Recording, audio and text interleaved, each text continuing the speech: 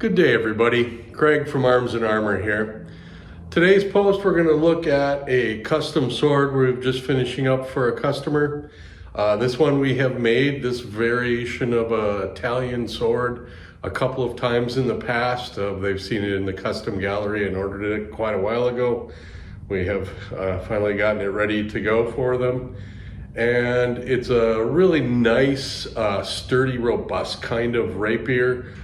Side sword, sometimes referred to, spadellotto, which in the parlance of the time would have meant sword to be worn at the side, is not necessarily a specific type of sword. It's more about the intent of where you wore it or what you did with the sword, as in so much of how they did their nomenclature. It's about how you were intending to use the piece as opposed to the specifics or the dynamics of the piece itself. They did not categorize things the way we love to in the modern age with our typologies and all those kind of things. 16th century, very nice heavy duty sword for wear and combat. The overall sword itself is about 46 inches or so. The blade length's about 38.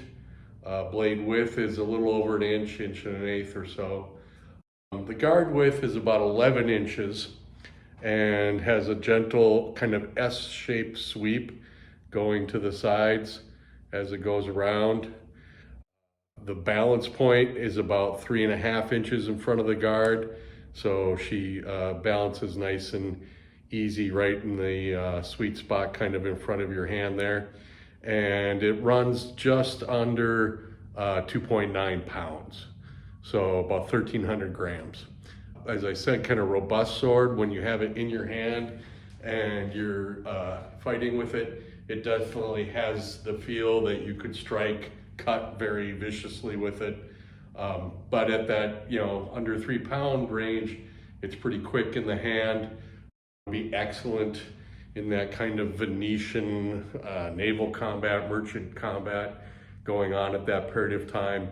Would very much be a sword of the soldiers and mercenaries of that period that were roaming around the Adriatic as the Venetian Republic was controlling trading ports around the area and such.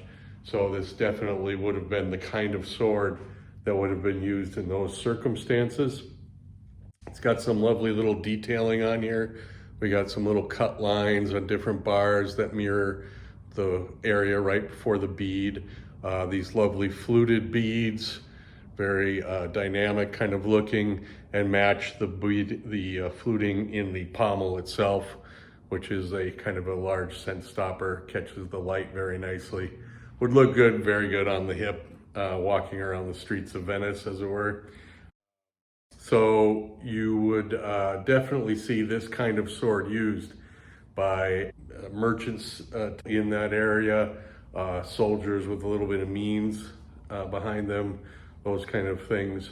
So this would be an excellent piece to describe or be part of that milieu of the Adriatic and the Italian early Renaissance. Before we get into kind of the basket hilts showing up and stuff, this would definitely have been the style of sword of the day for those kind of people to use and wear. This does have a wire-bound grip with Turk's heads top and bottom, so it kind of is the full deal as far as that custom, very nice looking hilted sword of that period, early 16th century.